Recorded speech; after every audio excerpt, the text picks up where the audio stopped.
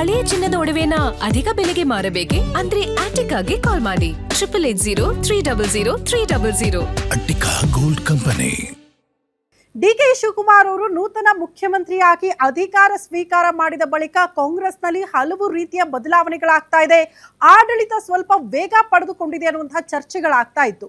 ಇದರ ಮಧ್ಯದಲ್ಲಿ ಹೊಸದೊಂದು ಫೈಟ್ಗೂ ಕೂಡ ಕಾಂಗ್ರೆಸ್ ಪಾಳೆಯ ಸಾಕ್ಷಿ ಆಗುತ್ತಾ ಅನ್ನುವಂತಹ ಪ್ರಶ್ನೆ ಇದೆ. ಕಾರಣ ಹಳೆ ವೈಷಮ್ಯ ಅಂತಾರಲ್ಲ, ಬಟ್ ಒಂದು ಕಾಲದ ಮಿತ್ರರು ಈಗ ಶತ್ರುಗಳಾಗಿದ್ದಾರೆ. ಆ ಶತ್ರುತ್ವ ಮತ್ತೆ ಮುಂದುವರಿಯುತ್ತಾ, ಮತ್ತೊಂದು ಫೈಟ್ಗೆ ನಾಂದಿ ಹಾಡುತ್ತಾ ಅನ್ನೋದು ಪ್ರಶ್ನೆ. ಕಾರಣ ಯಾರವರು ಅಂತ ಪ್ರಶ್ನೆ ಮಾಡಿದ್ರೆ ಡಿಕೆ ಶಿವಕುಮಾರ್ ವರ್ಸಸ್ ಕೇಂದ್ರ ಸಚಿವ HD ಕುಮಾರಸ್ವಾಮಿ ಅವರ ಮಧ್ಯೆ ಎಷ್ಟರ ಮಟ್ಟಿಗೆ ವಾಗ್ದಾಳಿಗಳಾಗಿದೆ ಇಬ್ಬರ ಮಧ್ಯೆ ಅಂದ್ರೆ ಏಕವಚನದಲ್ಲಿ ವೈಯಕ್ತಿಕ ದಾಳಿಗಳಾಗಿ ಹೋಗಿದೆ. ಈಗ ಅದು ಮತ್ತೊಂದು ಆಯಾಮವನ್ನ ಪಡೆದುಕೊಳ್ಳುತ್ತಾ ಅನ್ನೋದು ಪ್ರಶ್ನೆ. ಕಾರಣ ಡಿಕೆ ಶಿವಕುಮಾರ್ ಅವರು ಒಕ್ಕಲಿಗ ಸಮುದಾಯಕ್ಕೆ ಸೇರಿರೋರು, ಈಗ ಸಿಎಂ ಪಟ್ಟದಲ್ಲಿ ಕೂತ್ಕೊಂಡಿರೋದ್ರಿಂದ ಈ ಹಿಂದಿನಿಂದ ಚರ್ಚೆ ಆಗ್ತಾ ಇತ್ತಲ್ಲ, ಒಕ್ಕಲಿಗ ನಾಯಕ ಯಾರು ದೇವೇಗೌಡರ ಬಳಿಕ ಅಂತ. ಆ ವಿಚಾರಕ್ಕೆ ಸಂಬಂಧಪಟ್ಟಂತೆ ಡಿಕೆ ಶಿವಕುಮಾರ್ ಅವರು ಸ್ವಲ್ಪ ಒತ್ತು ಕೊಡ್ತಿದ್ದಾರಾ, ಹಳೆ ಮೈಸೂರು ಭಾಗಕ್ಕೆ ಒತ್ತು ಕೊಡ್ತಿದ್ದಾರಾ, ಆ ಮೂಲಕ ನೇರವಾಗಿ ಕುಮಾರಸ್ವಾಮಿ ಅವರ ಮೇಲೆ ವೈಷಮ್ಯ ಸಾಧಿಸ್ತಿದ್ದಾರಾ ಅನ್ನುವಂಥ ಪ್ರಶ್ನೆ, ಆ ಕುರಿತ ಡೀಟೇಲ್ಸ್ ಇದೆ.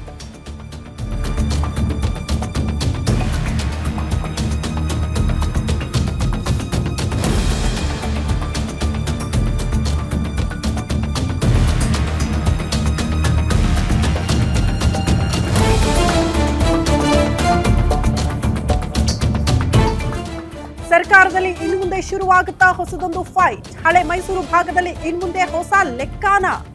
ಹಳೆ ಮೈಸೂರು ಭಾಗ JDS ನ ಭದ್ರಕೋಟೆ ಅಂತ ಹೇಳ್ತಾರೆ, ಬಟ್ ಅಲ್ಲಿ ಕಾಂಗ್ರೆಸ್ ವೀಕ್ ಅಂತ ಹೇಳಲಾಗುತ್ತೆ. ಅಲ್ಲಿ ಕಾಂಗ್ರೆಸ್ ಅನ್ನ ತಳಮಟ್ಟದಿಂದ ಸ್ಟ್ರಾಂಗ್ ಮಾಡುವಂತಹ ಕೆಲಸಗಳಾಗ್ತಾ ಇದೆ. ಸಿದ್ದು ಇದ್ದಾಗ ಒಂದು ಲೆಕ್ಕ, ಈಗ ಮತ್ತೊಂದು ಲೆಕ್ಕ. ಡಿಕೆ ಶಿವಕುಮಾರ್ ಸಿಎಂ ಆಗಿ HD ಕುಮಾರಸ್ವಾಮಿಯವರ ನಿದ್ದೆಗೆಡಿಸ್ಬಿಟ್ರ. ಬದಲಾದ ರಾಜಕೀಯ ಪರಿಸ್ಥಿತಿಯಲ್ಲಿ ಆಗ್ತಾ ಇರುವ ಚರ್ಚೆ ಬೇರೆಯದ್ದು. ಸದ್ಯ ಆಗ್ತಾ ಇರುವ ಟಾಕ್ ಏನು? ಗ್ಯಾರಂಟಿ ನ್ಯೂಸ್ ನಲ್ಲಿ ಎಕ್ಸ್ಕ್ಲೂಸಿವ್ ಸುದ್ದಿಯನ್ನ ನಿಮ್ಮ ಮುಂದೆ ಇಡ್ತಾ ಇದೀವಿ.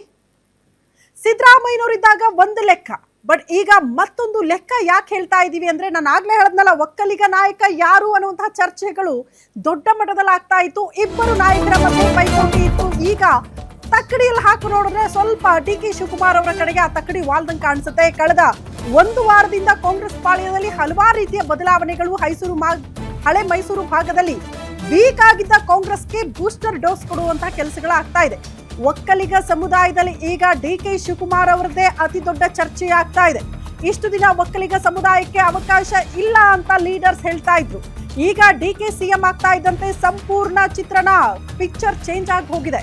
ಸಿದ್ದು ಸಿಎಂ ಆಗಿದ್ದಾಗ ಇದೇ ವಿಚಾರ ಹೇಳ್ಕೊಂಡು ವೋಟ್ ಅನ್ನ ಪಡೆದುಕೊಳ್ಳೋದಕ್ಕೆ JDS ಮುಂದಾಗ್ತಾ ಇತ್ತು. ನಮ್ಮ ಸಮುದಾಯಕ್ಕೆ ಅನ್ಯಾಯ ಆಗಿದೆ ಅಂತ JDS ಪರ ನಿಲ್ತಾ ಇತ್ತು ಸಮುದಾಯ. ಈಗ ಡಿಕೆ ಶಿವಕುಮಾರ್ ಸಿಎಂ ಆಗ್ತಾ ಇದ್ದಂತೆ JDSಗೆ ಶುರುವಾಗಿದೆಯಂತೆ ತಳಮಳ. ಆದ್ರೆ ಈಗ ಡಿಕೆ ಶಿವಕುಮಾರ್ ಸಿಎಂ ಆಗಿರೋದ್ರಿಂದ ಹಳೆ ಮೈಸೂರು ಭಾಗದಲ್ಲೂ ಕೂಡ ಟ್ರೆಂಡ್ ಚೇಂಜ್ ಆಗುತ್ತಾ ಅನ್ನೋದು ಪ್ರಶ್ನೆ. ಕಾರಣ ಹಳೆ ಮೈಸೂರು ಭಾಗ ಅಂತ ಬಂದಾಗ ಒಕ್ಕಲಿಗ ಸಮುದಾಯದ ಓಟ್ಗಳೇ ನಿರ್ಣಾಯಕ ಅಂತ ಹೇಳಲಾಗುತ್ತೆ. ಆ ಸಮುದಾಯ ಕಂಪ್ಲೀಟ್ ಆಗಿ ಇದ್ದಿದ್ದು JDS ಜೊತೆಗೆ. ಕಾರಣ HD ದೇವೇಗೌಡರಂತಹ ಒಬ್ಬ ಘಟಾನುಘಟಿ ನಾಯಕ, ಒಕ್ಕಲಿಗ ಸಮುದಾಯದ ನಾಯಕ ಬೇರೆ ಹೌದು. ಪ್ರಧಾನಿಗಳಾಗಿ ಕೆಲಸ ಮಾಡಿದ್ದಾರೆ, ರಾಜ್ಯಕ್ಕೆ ಕೊಟ್ಟಿರುವಂತಹ ಕೊಡುಗೆ ಅಪಾರ. ಹಂಗಾಗಿ ನಮ್ಮ ನಿಲುವು ಏನಾಗಿರಬೇಕು, JDS ಜೊತೆಗೆ ಇರಬೇಕು ಅನ್ನುವಂಥ ನಿರ್ಧಾರಕ್ಕೆ ಇಡೀ ಸಮುದಾಯ ಬಂದಿತ್ತು. ಜೊತೆಗೆ JDS ಕೂಡ ಅದನ್ನೇ ಕ್ಲೇಮ್ ಮಾಡ್ತಾ ಇತ್ತು. ನೋಡಿ, ಕಾಂಗ್ರೆಸ್ ಪಾಳ್ಯದಲ್ಲಿ ಒಕ್ಕಲಿಗ ಸಮುದಾಯಕ್ಕೆ ಅನ್ಯಾಯ ಆಗಿದೆ, ಅಲ್ಲಿ ಯಾವುದೇ ರೀತಿಯ ಸ್ಥಾನಮಾನ ಸಿಗ್ತಾ ಇಲ್ಲ ಅನ್ನೋದನ್ನ ಹೇಳಿನೇ ಓಟ್ಗಳನ್ನ ಪಡೆದುಕೊಳ್ತಾ ಇತ್ತು JDS ಪಾಳೆಯ ಹಳೆ ಮೈಸೂರು ಭಾಗದಲ್ಲಿ. ಹಂಗಾಗಿ JDSಗೆ ಅತಿ ದೊಡ್ಡ ಭದ್ರ ಬುನಾದಿ ಆಗಿರೋದು ಹಳೆ ಮೈಸೂರು ಭಾಗ ಅಂತ. ಅದನ್ನ ನಾನೀಗ ಚಿತ್ರ ಮಾಡ್ತೀನಿ ಅಂತ ಡಿಕೆ ಶಿವಕುಮಾರ್ ಅವರು ಪಣ ತೊಟ್ಟಿದ್ದಾರಾ ಅನ್ನೋದು ಪ್ರಶ್ನೆ ಆಗ್ತಾ ಇದೆ. ಆ ಕಾರಣಕ್ಕೆ ಈಗಿನಿಂದಲೇ ತಯಾರಿಗಳಾಗ್ತಾ ಇದೆಯಾ, ಈಗಿನಿಂದಲೇ ಹಳೆ ಮೈಸೂರು ಭಾಗದಲ್ಲಿ ಪಕ್ಷವನ್ನ ಸ್ಟ್ರಾಂಗ್ ಗೊಳಿಸುವಂತಹ ಕೆಲಸಗಳಾಗ್ತಾ ಇದೆಯಾ? ಮುಖ್ಯಮಂತ್ರಿ ಪಟ್ಟದಲ್ಲಿ ಕೂತ್ಕೊಂಡಿರೋದ್ರಿಂದ ಈಗ ಒಕ್ಕಲಿಗ ಸಮುದಾಯದ ನಿರ್ಧಾರ ಯಾವ ಕಡೆಗೆ, ಈ ಪ್ರಶ್ನೆ ಇದೆ. ಆಬ್ವಿಯಸ್ಲಿ ಈಗ ಚರ್ಚೆ ಆಗ್ತಾ ಇರುವಂತಹ ವಿಚಾರ ಕಾಂಗ್ರೆಸ್ ಕಡೆಗೆ ಶಿಫ್ಟ್ ಆದ್ರೂ ಕೂಡ ಆಶ್ಚರ್ಯ ಪಡಬೇಕಾಗಿಲ್ಲ. ಕಾರಣ ಡಿಕೆ ಶಿವಕುಮಾರ್ ಅವರು ಒಕ್ಕಲಿಗ ಸಮುದಾಯಕ್ಕೆ ಸಂಬಂಧಪಟ್ಟವರು. ಅವರೇ ಈಗ ಮುಖ್ಯಮಂತ್ರಿಗಳಾಗಿರೋದ್ರಿಂದ, ನಾಡಿನ ಮುಖ್ಯಮಂತ್ರಿಗಳಾಗಿ ಅಧಿಕಾರ ಸ್ವೀಕಾರ ಮಾಡಿದ ಬಳಿಕ ಅವರ ಸಮುದಾಯದಲ್ಲಿ ಇವರದ್ದೇ ಚರ್ಚೆ ಆಗ್ತಾ ಇದೆ. ಇದರಿಂದ JDSಗೆ ಆಲ್ಮೋಸ್ಟ್ ತಳಮಳ ಆತಂಕ ಶುರುವಾಗಿದೆ. ಇರುವ ಭಾಗಗಳಾದ್ರೂ ಭದ್ರಕೋಟೆ ಅಂತ ಹೇಳಲಾಗ್ತಾ ಇದ್ದ ಹಳೆ ಮೈಸೂರು ಭಾಗವನ್ನ ಕೂಡ ಚಿತ್ರ ಮಾಡಿಬಿಟ್ರೆ ಪಕ್ಷದ ಅಸ್ತಿತ್ವದ ಪ್ರಶ್ನೆ ಬರುತ್ತೆ. ಪ್ರಾದೇಶಿಕ ಪಕ್ಷದ ಉಳುವಿನ ಪ್ರಶ್ನೆ ಬರುತ್ತೆ. ಹಾಗಾಗಿ ಇದನ್ನ ಹೇಗೆ ಉಳಿಸ್ಕೊಂಡು ಹೋಗ್ತಾರೆ ಕುಮಾರಸ್ವಾಮಿ ಅವರು ಅನ್ನೋದು ಸದ್ಯ ಇರುವಂತಹ ಪ್ರಶ್ನೆ. ಈ ಬಗ್ಗೆ ಮತ್ತಷ್ಟು ಡೀಟೇಲ್ಸ್ ಅನ್ನ ಪಡ್ಕೊಳ್ಳೋಣ. ನಮ್ಮ political bureau head Maruti Pavagada ನೇರ ಸಂಪರ್ಕದಲ್ಲಿ ಜಾಯಿನ್ ಆಗ್ತಿದ್ದಾರೆ. ಮಾರುತಿ, ಜೆಡಿಎಸ್ಗೆ ಅತಿ ದೊಡ್ಡ ಶಕ್ತಿ ಆಗಿದ್ದು ಅಂದ್ರೆ ಹಳೆ ಮೈಸೂರು ಭಾಗ, ಅದನ್ನ ಭದ್ರಕೋಟೆ, ಬಿಕಾಸ್ ಒಕ್ಕಲಿಗ ಸಮುದಾಯದ ಓಟ್ಗಳ ನಿರ್ಣಾಯಕ, ಅದೆಲ್ಲವೂ ಕೂಡ ಜೆಡಿಎಸ್ ಜೊತೆಗೆ ಇತ್ತು ಅನ್ನುವಂಥ ಚರ್ಚೆಗಳಿತ್ತು. ಅದು ಸಾಬೀತು ಕೂಡ ಆಗಿದೆ ಹಲವಾರು ಬಾರಿ. ಬಟ್ ಈಗ ಡಿ ಕೆ ಶಿವಕುಮಾರ್ ಅವರು ಮುಖ್ಯಮಂತ್ರಿಗಳಾದ ಬಳಿಕ ಟ್ರೆಂಡ್ ಏನಾದರೂ ಚೇಂಜ್ ಆಗ್ತಾ ಇದೆಯಾ? ಇದರಿಂದ ಬೇರೆ ರೀತಿಯ ಆಯಾಮವನ್ನ ಪಡೆದುಕೊಳ್ಳಬಹುದಾ? ಈಗ ಒಕ್ಕಲಿಗ ಸಮುದಾಯದ ನಿರ್ಧಾರ ಏನಾಗಿರುತ್ತೆ ಅನ್ನೋದು ಕುತೂಹಲ.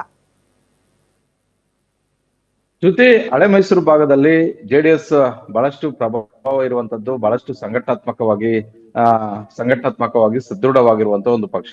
ಆದ್ರೆ ಅದನ್ನ ಕಿತ್ತೂರು ಕರ್ನಾಟಕ, ಕಲ್ಯಾಣ ಕರ್ನಾಟಕ, ಮಧ್ಯ ಕರ್ನಾಟಕ ಕಂಪೇರ್ ಮಾಡ್ಕೊಂಡ್ರೆ ಜೆಡಿಎಸ್ ಅಲ್ಲೆಲ್ಲೂ ಕೂಡ ಇಲ್ಲ. ಆದ್ರೆ ಹಳೆ ಮೈಸೂರು ಭಾಗದ 7-8 ಜಿಲ್ಲೆಗಳಲ್ಲಿ ತಮ್ಮದೇ ಆದಂತಹ ಪ್ರಭಾವ, ತಮ್ಮದೇ ಆದಂತಹ ಒಂದು ವೋಟ್ ಬ್ಯಾಂಕ್ ಅನ್ನ ಜೆಡಿಎಸ್ ಪಕ್ಷ ಇಟ್ಕೊಂಡಿದೆ.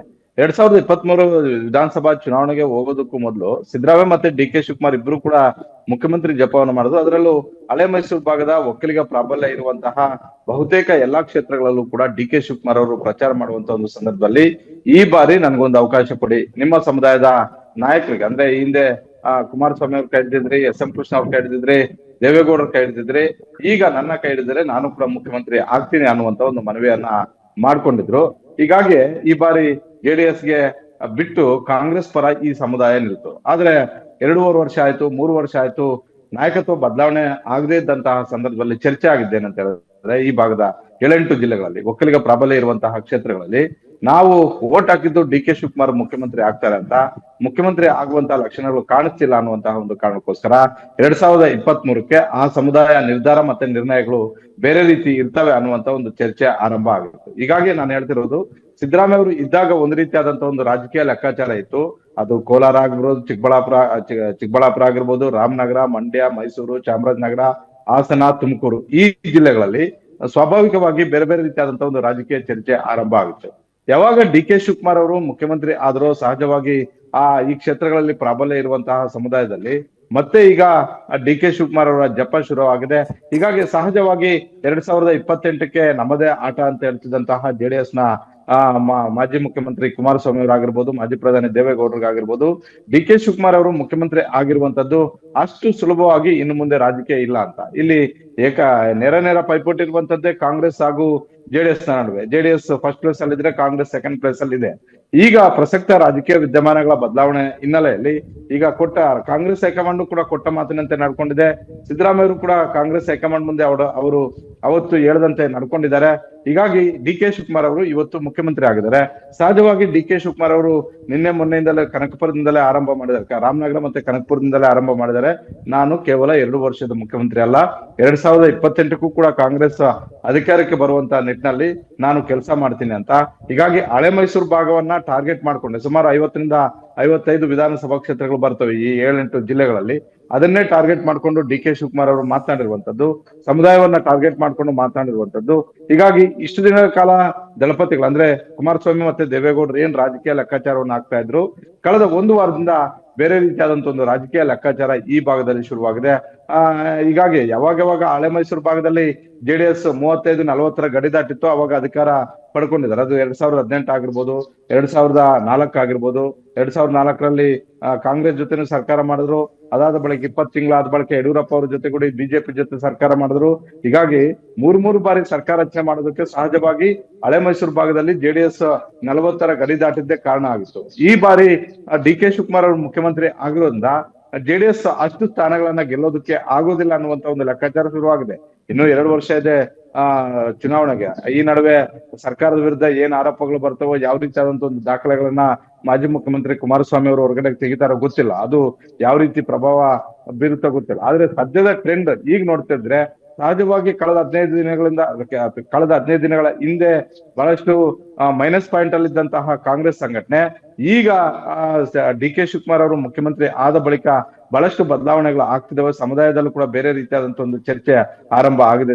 ಈ ಹಿನ್ನೆಲೆಯಲ್ಲೇ ದಳಪತಿಗಳಿಗೆ ಡಿ ಕೆ ಶಿವಕುಮಾರ್ ಅವರು ಮುಖ್ಯಮಂತ್ರಿ ಆಗಿರುವಂತದ್ದು ಒಂದು ರೀತಿ ರಾಜಕೀಯ ನಿದ್ದೆಗೆಡಿಸಿದೆ ಅಂತ ಹೇಳಿದ್ರು ಕೂಡ ತಪ್ಪಾಗಲ್ಲ.